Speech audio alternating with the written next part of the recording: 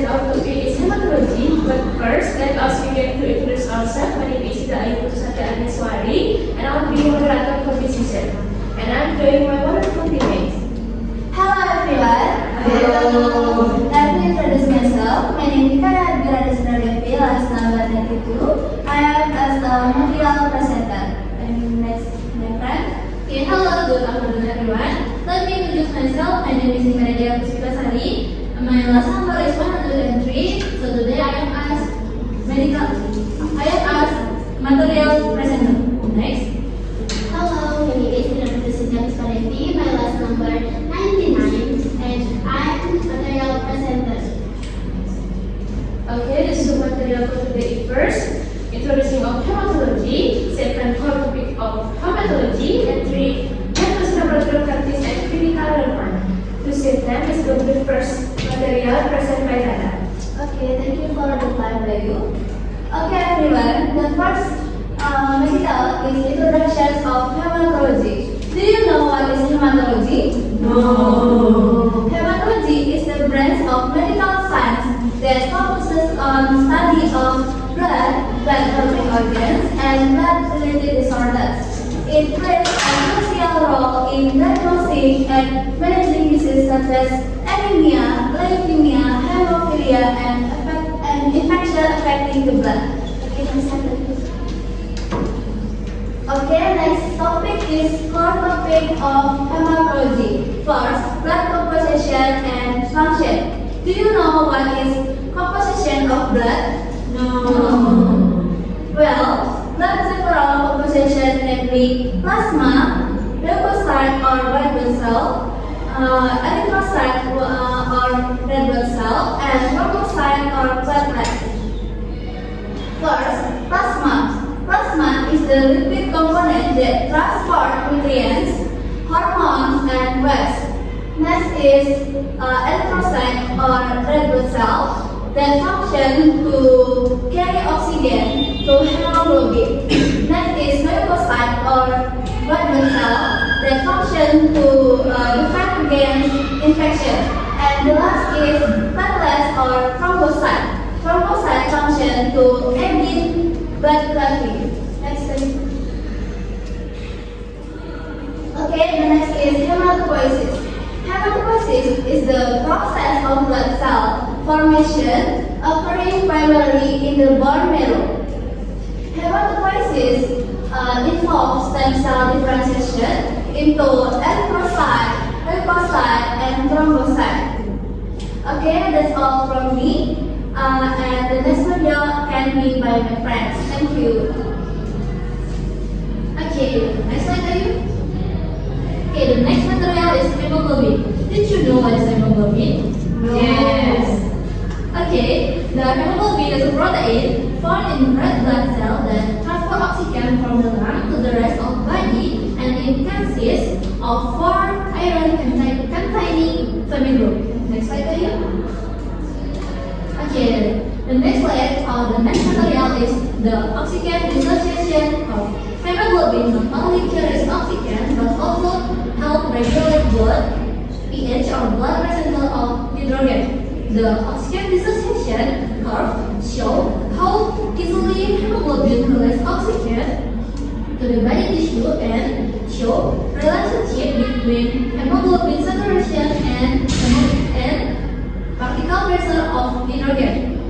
For the example in the slide, when the body temperature is rises, hemoglobin releases oxygen more easily to body tissue, and the oxygen dissociation curve level right, meaning oxygen becomes more readily available to active the cell. The next slide to you. Okay, the next slide is blood disorder. Blood disorder is an effect that component blood such as red blood cell, white blood cell, platelet, or plasma. The disorder can impact body ability to carry oxygen, fight infection, and stop bleeding. And there are types of blood disorders. Number 1 is anemia. Did you know what is anemia?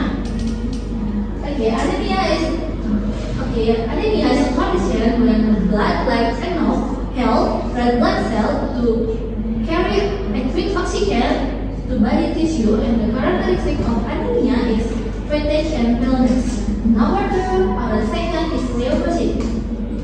Leukocyte is a type of cancer that affect white blood cell and bone marrow, leading to abnormal production cell. The characteristic of leukemia is frequent infection. And the number 3 is hemophilia. Hemophilia are genetic disorder that impairs to blood ability to clot, causing infective bleeding. Number 4 is blood clotting disorder. Blood clotting disorder is a condition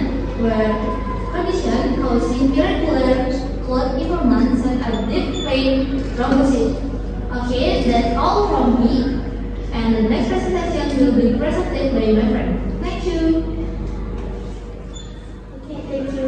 Thank you for your time. The next material consists activities.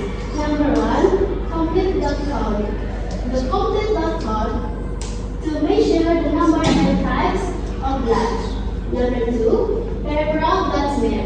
Peripheral blood smear to assess cell morphology and detect diseases such as malaria and or leukemia. Number 3, bone marrow aspiration. Bone marrow aspiration to evaluate blood cell production. Number 4, coagulation test. APTT and EMR. Coagulation test to assess blood clotting functions. The next material, laboratory practice. In laboratory practice, it is important to ensure proper sample collection to avoid hemolysis.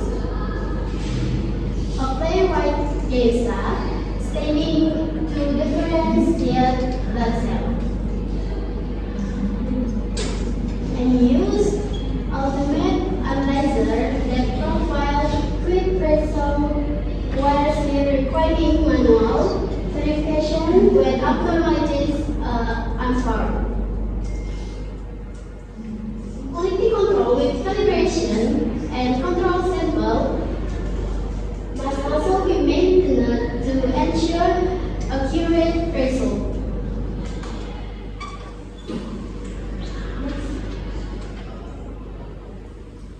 The last material is clinical relevance.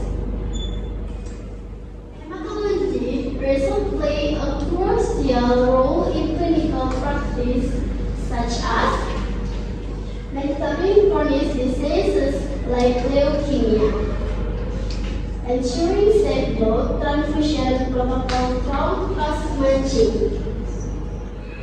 detecting infection by observing leukocyte chains, and determining the diagnosis, therapy, and follow-up of patient. Thank you. Okay, thank you, Cynthia. I will open for questions. If you have questions, please raise your hand. No. Okay, if there are no questions, I will go to conclusion. Conclusion. Hematology is study of blood, blood-forming organ, and related disorders. It helps explain how body transfer oxygen, fight infection, and stop bleeding. Blood consists of plasma, red and white blood cell, and platelets. Blood cells are formed in the bone marrow through the hematopoiesis. Hemoglobin carry oxygen and regulate pH. Common disorders include anemia, leukemia, hemophilia, and thrombosis. Let's bring us to the end of presentation. Thank you for attention and thank you for listening. Thank you.